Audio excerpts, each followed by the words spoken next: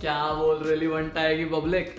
यार कभी कभी तो लगता है कि अपन तो गेमिंग के प्रो हैं, पर ये जो हमारे फोन है ना, यही स्लो काम करते हैं। तो गेम खेलने में ना वो फील्स ही नहीं आती। खेलने बैठते हैं तो सोचते हैं एक चिकन डिनर तो पक्का, पर कभी बैटरी उड़ जाती है तो कभी परफॉर्मेंस लो हो जाती है। अब इतनी परेशानियां और तुम्हारा बंटा हेल्प ना करे, सवाल ही नहीं उठता। आज मैं लेके आया हूं आपके लिए गेमिंग सेंट्रिक फोन्स, वो भी 20,000 के बजट प्राइस पर। तो अपने फोन की वॉल्यूम बढ़ा लो और मैं निकाल रहा हूं आज का हमारा सबसे पहला बाहुबली, पोको X3 Pro। इस बजट सेगमेंट में हमारे गेमिंग का किंग है ये स्मार्टफोन पोको X3 Pro। हर एस्पेक्ट में बहुत ही तगड़ा है। तो सबसे पहले बात करते हैं इसकी बिल्ड क्वालिटी की।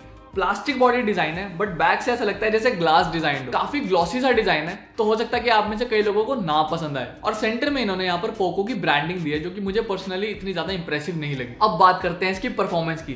Qualcomm Snapdragon 860 ऑक्टा-कोर प्रोसेसर है और इस प्राइस सेगमेंट में ये सबसे बेस्ट रहता है। अभी कुछ टाइम पहले ये प्रोसेसर 70 से 80 हजार वाले फ्लैगशिप फोन्स में आता था। इसका जो AnTuTu स्कोर है वो 4,80,000 के आसपास है और इस प्राइस सेगमेंट में सबसे ज्यादा है। AnTuTu स्कोर बताता है आपके फोन की ओवरऑल परफॉर्मेंस के बारे में, और इसका जो Geekbench स्कोर है वो 730 पॉइंट्स है। तो आपकी गेमिंग भी एकदम मक्खन चलने वाली है। Geekbench स्कोर आपके फोन की सिंगल कोर की परफॉर्मेंस बताता है और उस हिसाब से भी ये काफी सही है। तो अब आप अपनी BGMI और COD वेरी हाई सेटिंग्स पे भी खेल पाओगे। आए मजा नहीं लाइफ। अब बात करते हैं इसकी स्टोरेज की। UFS 3.1 है, जो कि काफी तेज होता है। 8GB रैम और 128GB की स्टोरेज के साथ। और प्राइस के हिसाब से इसके जो फीचर्स है ना, वो मेरे हिसाब से बहुत ही गजब है। अब बात करते हैं इसकी स्क्रीन की। 6.67 इंचेस का इसमें IPS LCD है। एमोलेड होता तो शायद थोड़ा बेटर परफॉर्म करता, बट इस प्राइस सेगमेंट में एमोलेड थोड़ा सा ज्यादा डिमांडिंग हो जाएगा। और IPS स्क्रीन होने के बाद भी इसके जो कलर्स हैं वो बहुत ही वाइब्रेंट लगते हैं। 450 निट्स तक की इसकी पीक ब्राइटनेस है, जो कि धूप में भी मैनेजेबल है। लगभग 1 घंटे में आपको फोन ये फुल चार्ज कर देगा। अब आते हैं इसकी बैटरी पर। 5160 mAh की इसकी बड़ी बैटरी है, 33 वॉट की फास्ट चार्जिंग के साथ। और कॉम्पिटिटिव ब्रांड्स में सिर्फ iQOO Z3 है, जो कि 55 वॉट ऑफर करता है। तो फाइनल वर्डिक्ट मेरा इस स्मार्टफोन के लिए ये है कि 20,000 के बजट प्राइस पर ये एक बेस्ट गेमिंग स्मार्टफोन है। इसका प्रोसेसर फ्लैगशिप के लेवल तक का है, यहाँ तक कि 30 से 35,000 वाले जो फोन आते हैं उनसे भी कई बार इसकी परफॉर्मेंस बेटर ही रहती है। और अगर आप IPS LCD से खुश हो तो आपके लिए तो ये गुड टू गो है। और इसका ऑनलाइन भाव 19,000 रुपए। इसी के साथ मैं चलता हूँ अपने अगले फोन की तरफ, Redmi Note 10 Pro Max। जब बजटेड स्मार्टफोन्स की बात होती है तो Redmi ने हमेशा ही अपने ऑडियंस को बहुत ही इंप्रेस किया है। कम खर्चे में ज्यादा स्पेसिफिकेशंस देना तो इनकी USP है। तो सबसे पहले बात करते हैं इसकी बिल्ड क्वालिटी के बारे में। बहुत ही सुपीरियर बिल्ड क्वालिटी है इसकी, और बैक से भी बहुत ही ज्यादा प्रीमियम लगता है। मैट फिनिशिंग है तो ज्यादा फिंगरप्रिंट्स भी नहीं लगते। अब बात करते हैं इसकी स्क्रीन के बारे में।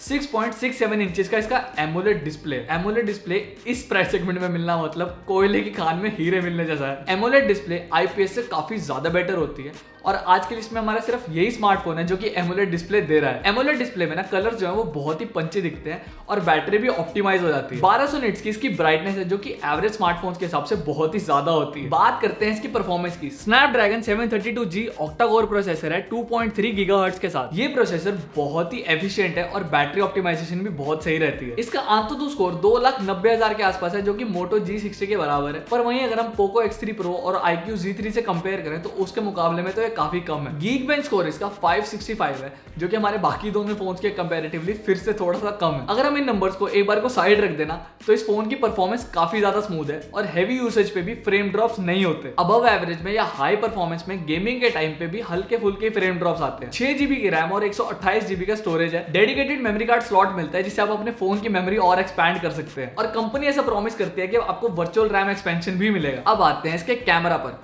क्वाड कैमरा सेटअप है 108 megapixel primary, 8 megapixel secondary, 5 megapixel का तीसरा कैमरा और लास्ट कैमरा 2 मेगापिक्सल का है। और इस प्राइस रेंज के हिसाब से बहुत ही सही फोटोज क्लिक करता है। फ्रंट कैमरा आपको 16 मेगापिक्सल का मिलेगा और वो भी बहुत ही अच्छी फोटोज क्लिक करता है। हल्की फुल्की वार्म रहती है फोटोज, बट वो Redmi का थोड़ा सा इशू रहता ही है। और इसकी जो बैटरी है वो 5020 mAh है, 33 वॉट की फास्ट चार्जिंग के साथ। आपका फोन लगभग 1 से 1.5 घंटे में तो ये फुल चार्ज कर देगा। तो फाइनल वर्डिक्ट मेरा इस फोन के लिए है कि अगर आप एक प्रीमियम लुक और अच्छे कैमरा की तलाश में है ना, तो आप इस फोन को बिल्कुल कंसिडर कर सकते हैं। बट वहीं आपको थोड़ा बहुत परफॉर्मेंस पे कॉम्प्रोमाइज करना पड़ेगा। और इसका ऑनलाइन भाव 20,000 रुपए। ये तो थी Redmi Note 10 Pro Max की बात। अब हम बात करेंगे iQOO Z3 की।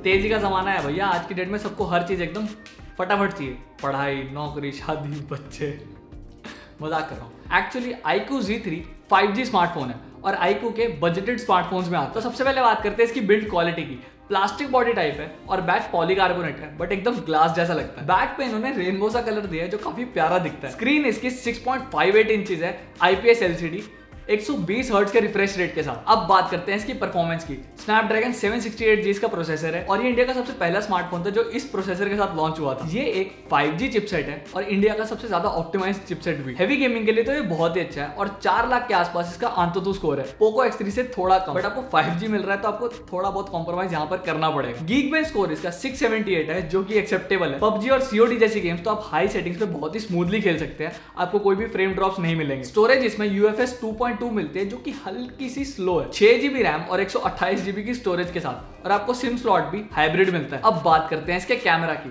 ट्रिपल कैमरा सेटअप आपको यहाँ देखने मिल जाता है। 64 मेगापिक्सल प्राइमरी, 8 मेगापिक्सल सेकेंडरी और तीसरा कैमरा 2 मेगापिक्सल का।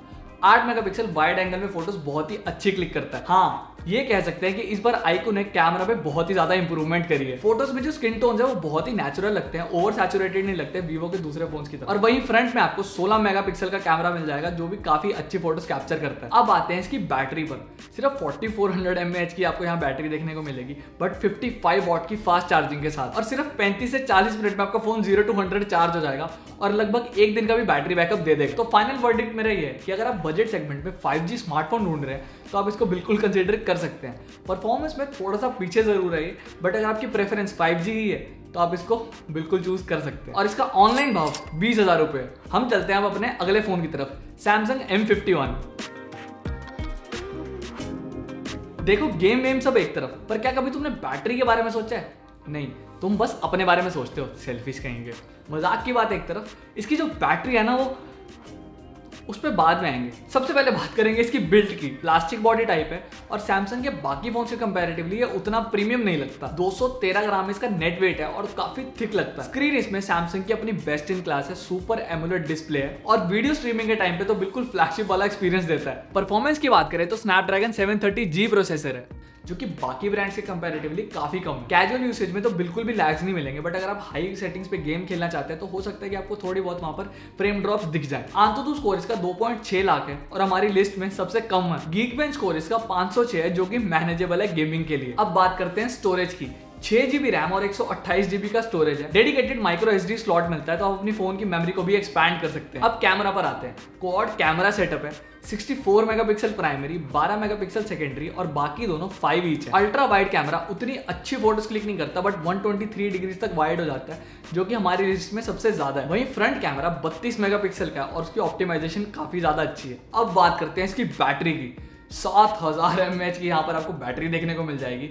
इन्होंने एक स्मार्टफोन के अंदर पूरा का पूरा पावर बैंक ही घुसा दिया है और आपको एमोलेड स्क्रीन मिलती है तो आपकी जो बैटरी ऑप्टिमाइजेशन है वो भी बहुत ही ज्यादा शॉर्ट हो चुकी है। और मेरे हिसाब से ये फोन अगर आप डिसेंट यूसेज पे चलाएं तो 2 दिन तो आराम से निकाल ही देगा। तो इस फोन के लिए मेरा फाइनल वर्डिक्ट ये है कि सैमसंग की ब्रांड वैल्यू के हिसाब से वैल्यू फॉर मनी तो नहीं है, बट अगर आपको थोड़ा बहुत फोटोग्राफी का शौक है तो डिसेंट फोटोज क्लिक कर देगा। पर आपको इस प्राइस पॉइंट पे एमोलेड डिस्प्ले मिल रहा है और 7000 mAh की बैटरी जो कि काफी बड़ा प्लस पॉइंट है। और इसका ऑनलाइन भाव 20,000 रुपए। इसी के साथ समय समाप्ति की घोषणा। गेमिंग फोन्स और बाकी गैजेट से रिलेटेड नए नए वीडियोस आते रहेंगे। और अगर आपके मन में भी टेक को लेके कोई भी सवाल हो तो कमेंट सेक्शन में दिल खोल के पूछना, झिझकने की कोई जरूरत नहीं है। बंटाई आपसे विदा लेता है, मैं मिलता हूं आपसे अगली वीडियो में। तब तक के लिए टाटा।